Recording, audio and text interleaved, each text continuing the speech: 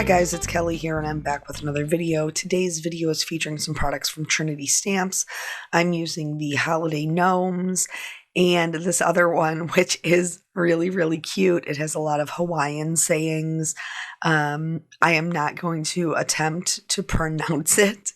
It will be linked in the description below because I even went on to look and see how to say it, and I'm still not confident in my ability. So yeah.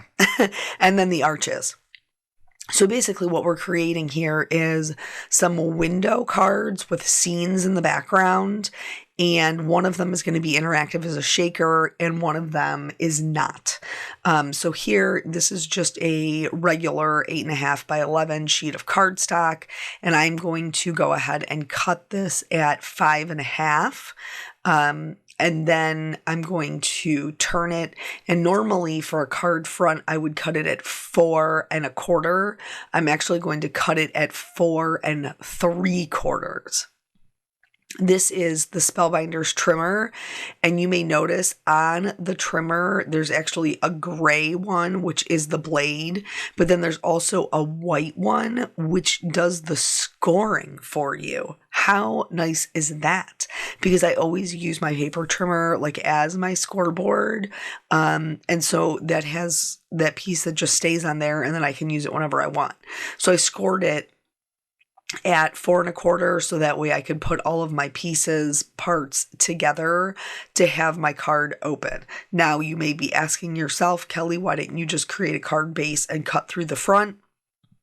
And honestly, the reason that I didn't is because I am not an engineer, and I knew that it was going to take me a little bit of time to figure out how this would come together, and I didn't want to waste the cardstock. So I figured if I messed up only one sheet, one 4.25 by 5.5 piece of cardstock, it was a lot better than the whole base.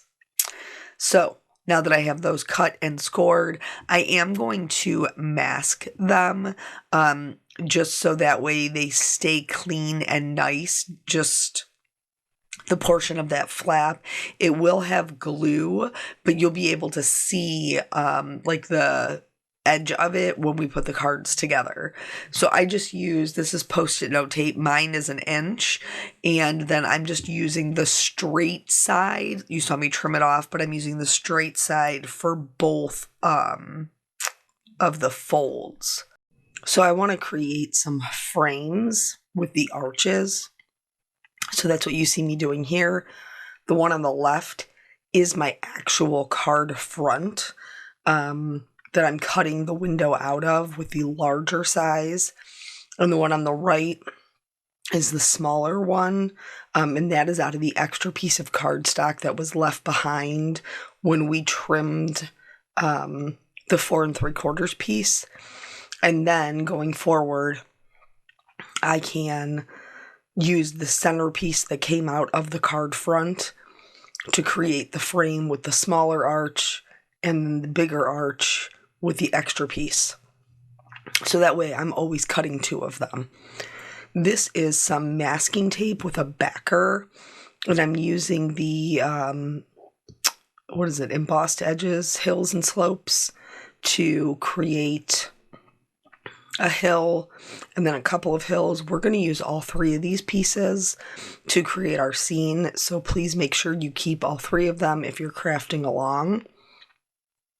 Also, please forgive me for my voice, because while I do think it is getting better, and now when I talk for long periods of time, and even when I don't, I'm more likely to have a coughing fit. So normally I would never do a voiceover with anything like gum or anything like that in my mouth, but I have tried multiple times to do the voiceover, and if I don't have a cough drop in, I have to stop every 2 seconds so that I can cough. So just bear with me. Still, no other symptoms, no stuffiness or sore throat or anything like that. Just my voice going and now coughing. So yeah, there's that. Just a dry cough. I suppose maybe it could be the weather. I'm not sure. Anyway, So here I've put down, we're going to do the snow scene first. So I've put down the hill, both hills of the masking, and then I put a little extra tape at the bottom to make sure that I don't get blue anywhere I don't want it. And this is going to create my sky. It doesn't necessarily have to be a night scene. You could probably hear my little shaker rattling all around. It doesn't have to be a night scene, but it does make it easier for the snow to show up. So I do tend to do these a bit darker. So this one I went all the way out to black, and then bringing it as it gets closer to the horizon line, dip back down to that salty ocean. But you can do your sky whatever color you would like. So today is Small Business Saturday. Trinity has been having a sale on their items since when? The 26th? Is that the day before? 2 days before?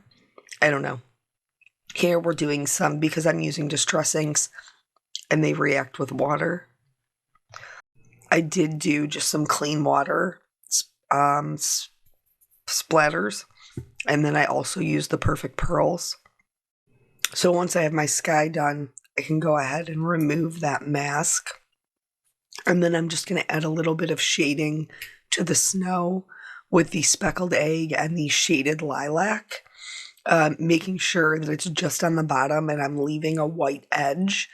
Then once that's done, I can go ahead and remove the hill at the bottom, as well as that extra tape, to add the same shading to this bottom hill. And then that's going to finish off this scene. Very, very simple. Just enough to set the mood behind our little gnomes. And then I can remove this as well to show that we kept that portion of it clean. For this one, I'm doing the beach scene, which I think is really a ton of fun. I do. It is, it has aloha, and it has the name of the set, which I cannot say, and then it has the only reason I can say this one is because of Dean Martin. Bing Crosby? I think it was Bing Crosby. The Mele Kalikimaka, which is, Merry Christmas in Hawaiian. So I love this set. I think it's super fun. My grandparents were snowbirds, and so they would leave. I live in Ohio, so it's cold here. We've had snow since Thanksgiving night. But they would go, usually they'd leave in about October, and then they would come back home around, well, I don't know, sometimes they even miss my sister's birthday, so May, April. But this would have been a great kind of card to send to them or any of your friends who live in nicer environments during the Christmas season. So I did the sky with the salvage patina and the salty ocean. Then I put down a mask for the horizon line. And now the part you see me doing here is the water. Whereas before we used the mask to create hills, now we're using that same mask because I'm cheap and I'm not going to cut another one, and this one still works perfectly fine, to create a kind of diagonal horizon, like where the water is coming in. There, I did get a little bit over my tape, so I need to go back in with my little blending buddies and just blend that out so you can't see that line. Here, I started taking it off, and then I realized that I needed to keep the other two in place. So here, I removed it. I should have left it there until I got this one in place to cover the water. And you may also notice that I'm having to kind of like tape them down, even though they are sticky themselves. And this is because I'm working a little too quickly. And so they aren't dry. And when the inks aren't dry, it's very difficult to get anything to stick to them. Even if, because the masking tape is low tack. So here we're putting in the browns a little darker toward the water, just because it would be wet down there. And then now we're going to put this mask back in place to the best of our ability anyway. And then we can remove that. Here's where I'm adding in the tape just to make sure it doesn't move, so that we can do that final bottom hill, which will be where our fair weather Santa is hanging out and enjoying his little break. Same colors for this as well. So once that's done, I can go in and then remove all of the masks to show the scene that we've created. Right now, I know that it looks like we have these huge sand dunes, but don't worry, like as we progress in the building of the card, it will look like it is the tide coming in and not a giant hill. So the first way we're going to try to achieve that is you can use white acrylic paint. I am using the Hero Arts, what is this? Opaque white acrylic spray, and I'm obviously not using it as a spray. But so I'm, tapping that on there to create some seafoam, and then I'm going to go in with my Distress ink embossing marker. You could also use a Versamark embossing marker, and this is a white puff embossing powder, and I'm going to use that to create that kind of foam look in the water, as well as where it would be like crashing onto the ocean. Crashing onto the beach. And so I'm going to heat set that. And when you heat set it, it gets nice and puffy. And then in order to just fill in a little more of the gaps and create not such bold lines in the water, I'm going to use my Copic Opaque white ink, and this is the one with the brush in the bottle, so that way I can just treat it almost like nail polish, and treat it like nail polish in regards to like how much is coming out. There may be some that's a little bit higher up that rolls down that you don't see, so just make sure you're paying attention to that. These are... Sorry, the cough drops are not working, so I keep having to take sips of things anytime I feel a coughing fit coming on. These are two more spare pieces of cardstock that I had, and I am stamping in a ink that is safe for alcohol markers, because I am going to be coloring with my Copic markers today. I normally color one image and then finish it and then color the next. With these two, I kind of did all of one color and then all of the next color. So we're kind of coloring them simultaneously. Just because I think at the time I was making it, I was probably up against the clock, honestly. This whole week, I felt like I've been up against the clock. So here I've just picked one skin tone. I think it was Carrie, or maybe Cassie from Trinity, where they used the same gnome stack image. And they did like different races for each gnome. I love that. I'm here for it. But like I said, I think I was rushing, so I think I just picked one and then just went with it. And then I also used that to color in Santa. This is just slightly more sped up than usual. Normally, I will do a like 2 times. I think this is 3 times, but please know you can always go into the gear on your YouTube and adjust the playback speed. So you can watch it a little bit slower. You might just want to mute the video if you choose to do that. So once I got the skin tones done, then usually for me, I go directly into the hair. For the gnomes, they don't really have any hair. Same for Santa. but they do have beards and mustaches. And for that, I am coloring them like gray or white. So you can see me kind of blending them out. For the two hats that have like the trim and the puffball, I colored them as Santa hats. The one Santa is wearing on the beach, as well as the one that the gnome on the top is wearing. The browns I chose for the latter are the same ones that I will use for the palm tree and the Christmas tree trunks. And these will also be the same browns that I will use to blend in my sand when it comes time to finish off that scene. I thought these were really, really cute, and I wanted to give some options for coloring different types of scenes and using this kind of clear see-through card, because I think it's really fun that you can see, through the window to the scene behind it.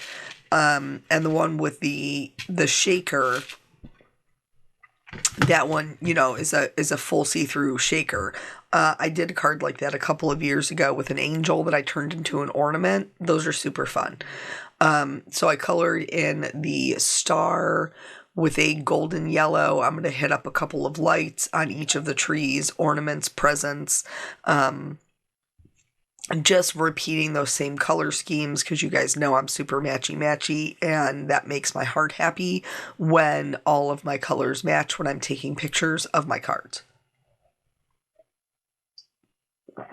So, what did we talk about yesterday? Does anybody remember?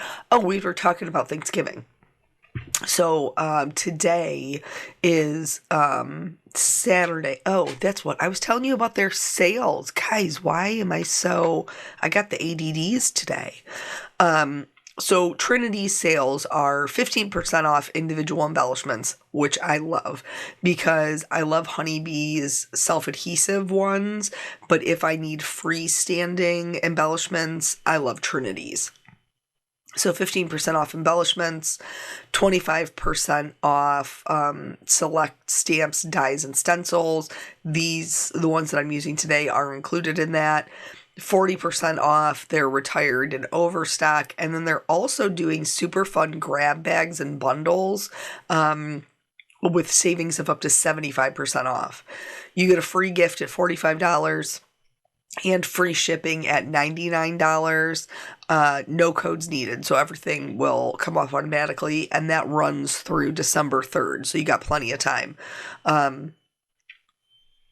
You guys know, I've told you, I have a craft kind of deals page over on my blog. If you're interested in that, I have been trying to keep that updated to the best of my ability.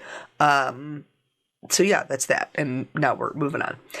So today is the Michigan OSU game. And so my in-laws came over, which is super nice to see them. My mother-in-law brought quite the spread with her, which is very kind of her. So there's lots of, goodies, snacks, and things like that. The game, which, if you guys have been following me for any length of time, you know that I don't love the football. But it doesn't require me to interact with the football, well, for everybody else to enjoy it. So that's totally fine. Here, I did pick some blues to bring into the card, and you may be thinking like, oh, Kelly, that's not really a traditional Christmas color, and I don't know how I feel about that. First of all, blue is my boyfriend, so if I find a way to sneak it in, I'm gonna. But, I feel like there's lots of, snowflake paper or things like that have royal blues or maybe some teals in there. So I feel like I can let it slide. At the end of the day, do I feel like my gnomes look a little bit more like Snow White's Seven Dwarves than they do Christmas gnomes? Maybe, but I'm okay with it. For the tree, I am going in and I'm adding right out the gate, because we talk about, shadows where 2 points meet or where one object lays on top of the other. All of these gnomes are standing in front of this tree, and so they would definitely be casting a shadow. All of those areas are going to be darker, so I know right away that that's where I should be adding shadows. And then from there, I can go out into the tree and see the areas where they're indented, and I just kind of do a little bit of flick of darker color where the line is drawn to be indented. And because of color, like how I color this way, I start with my darkest color. Doing the shadows, once those are mapped out, everything after that is super easy, because it's just extending from your shadows to help fill in the area. So it's really, really easy once you get those shadows marked down. If you're not confident about where your shadows should go, start with your lightest color, because you could always cover it up if you do it and you're like, no, that's not right. I colored like that for years and years, and there's absolutely nothing wrong with it. And it teaches us where those shadows go. And I still color that way if I am coloring something that's very complicated that I've never colored before. I still default back down to my lightest color and put my shadows in with that, and then build from there. So here I chose the same greens for my palm. Again, matchy. But you do whatever is going to suit you. Eventually, I think I do bring in a more yellow green. But that's for, I think I did shirts and maybe some lights a little bit, just so it would be a different shade of green than what the trees were. So we the game's not going that well. What I gather from the conversation that I hear, my husband said something about like the spread is 19 for OSU for 19. I don't know. And I was like, I don't even know what that means. Like, I don't know what you're saying to me right now. And then he was like, they have to beat them by 19 points. And I was like, oh, okay. Like, I don't know. If you understand all that talk, God bless you. I do not. There's other things that I learned growing up in my household that apparently are not common knowledge that I did not know. Like the hands. We're big game playing family. Big gameplay. All the way back to like my grandparents. Like they used to play cards. Every, Friday, it's Saturday, probably Sunday too, even though that's the Lord's Day.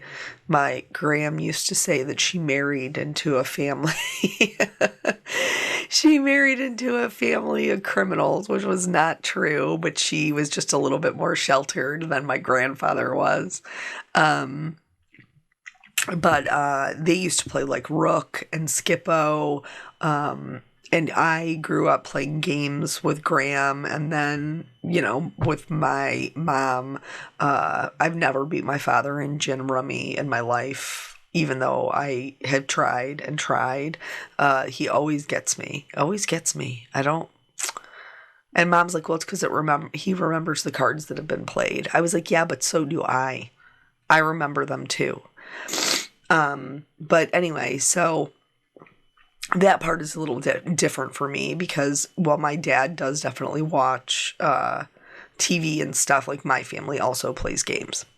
The whole point of that thing was that hands in poker, like the winning hands or what beats what, like I know all of that, and I've known all of that from a very young age, but apparently that's not common knowledge. I don't know. So anyway, let's talk about the card. So here I have these frames, and the frames are freestanding. Now, remember back 20 minutes ago when this video first started, and I said, I'm not an engineer. Here's proof. I am not an engineer. So I knew that I wanted my card to be see-through, and I knew that I wanted it to be like from the back and the front, that you would be able to look through it. Here is what I should have done. See this acetate that I'm trimming off? I should have left that hanging on the outside edges, because then I could have used that as an anchor point to adhere the shaker. What I did was create a completely freestanding shaker, and then I had to figure out how to attach it to my card, which was not a good choice. So let's talk about what we're doing. So here I have the frame. I used Trinity's rip and stick tape. I think it's like the 1/4 of an inch one to adhere the acetate to my arch. Now I'm going in with their, what do they even call this? I love this stuff. It's so good for shakers. I haven't found anything better. They're like the little strips, little foam strips that are like 1/4 of an inch, but they're already thick enough for a shaker. So because I want my little gnomes to be see-through in the window, I have to kind of like faux put my card put together so that I can glue my guys inside the acetate, and then I'm just going to hold it there. I removed the front cover piece, and this is only because I don't like the white outline. If you don't mind the white outline, you don't need to do this part. But basically what I'm doing is I'm just going in and coloring the edge so that I can follow that slope of the hill, so that my gnomes blend into the scene. That's all. That's what you see me doing here. And I did have to use, a slightly darker color and a slightly lighter color, depending upon what colors you have in your sky. Don't be afraid to kind of blend them to get the color that you need to match your background. So now, once I have that, and then, everything is kind of blended out, then I can put my shaker bits in. What did I use for my shaker bits? I used, not these ones. I used the clear twinkle. I used, this is the clear twinkle rhinestones. I used the moonstone, I think. I think I used some rainbow type ones, maybe the angel aura ones. I didn't put a ton in there, but I put enough that it's clearly a shaker bit. So now I'm going to use that same rip and stick tape to attach, when it's time, attach my card front to that flap. And I'm going to remove the release paper from my foam. And because I want this to be a self-contained shaker, I have to put another piece of acetate onto the front of this. So the shaker bits are going to be held in by 2 frames that have acetate on top of them. That have acetate adhered to them, because otherwise my shaker bits are going to spill out, and if I try to put regular cardstock there, you're not going to be able to see the scene we created through the other side. Now this one, you can see the scene through the window, and you probably could write on the inside and it wouldn't really be something that you could see through the window, because our little gnomes fill up quite a bit of the window. But with the other one, where we don't have the shaker bits and the scene is the inside of the card, I would adhere that one to another card base. Or you could do a Z fold. That would also work, so that you would still have an area to write your little Christmas message that would not be visible. So here, now it is a completely freestanding shaker. And I realize that I have absolutely no way to adhere it to my card because the window is the same perfect size for my shaker. And I share these things with you guys because this is real life. This is what happened. And that's why my video is a little bit longer, because I choose to leave my mistakes in. So now I realize, okay, I'm in trouble. How am I going to make this happen? So because I have this large gap because of the foam in between the two, I'm actually going to go in with that 1/4 inch rip and stick tape, and I am going to tuck it under so that it adheres the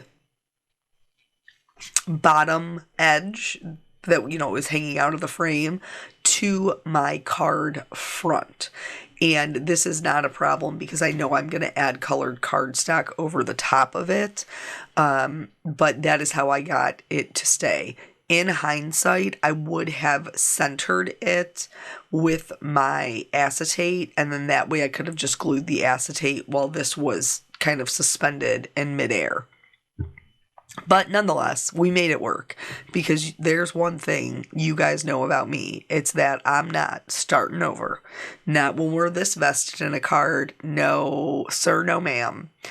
So now I've gone ahead and removed those, and I will show you how I got this piece of colored cardstock, how I measured for it so that it would fit. I'll show you that with the next card, but once I double checked it and made sure everything lined up, then I can add some adhesive to that. I obviously have the little bit of tape that is around the edge of my shaker window, but I'm going to add some liquid glue, and then I'm just going to kind of shimmy this around my shaker that's standing up above my card. And then because I am using liquid adhesive, I do have a little bit of wiggle room to get everything lined up and then pressed down. And now we have that completely clear window that is a shaker, and we can see the little hill scene both through the window and then when you open the card. If you don't love that you can see the coloring, you could just cut a second piece with the die, just white, and back that, and then all they would see would be white. For this one, we do want to make sure that we're getting everything adhered down, to our scene. So we're adhering our die cut palm tree that's acting as our Christmas tree, and then our Santa.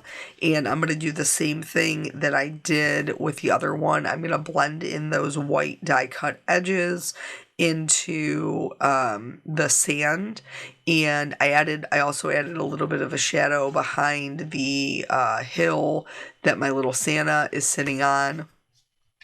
And these are just the same browns that we've already used. Using the same colors, helps create a lot of continuity in our cards. For this one, I have laid out my frame, and I am going to show you here. This is how I figured out where my frame needed to go so that my red cardstock piece would fit.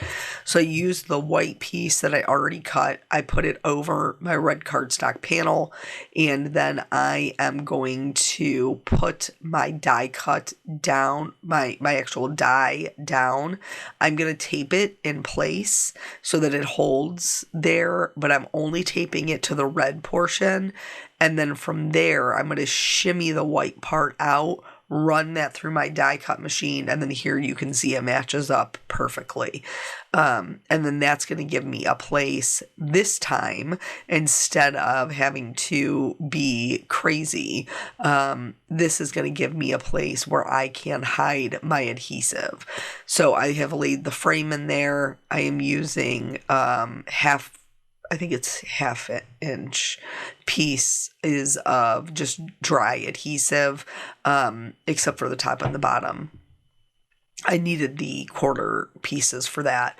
And then once I have that holding one of my frames in place, I can add some liquid adhesive and then go ahead and add that white piece, and the second frame, and that is what is going to make up the inside of our card. So you'll have the red with the white border on the like the front of the card, and then the white on white on the inside of the card. Same thing as before, we put the adhesive only on that part that is folded over. Here I have taped my card shut so that I can stamp my sentiment. So it will be there when you look through the window, and then also when you open it up, you'll be able to read the sentiment as well. I did end up stamping this twice because I am stamping over a portion of the tree, so I wanted to make sure it was legible. For the other one, I stamped Merry Christmas on white, and then just die cut that out with its coordinating die and adhered it to the bottom.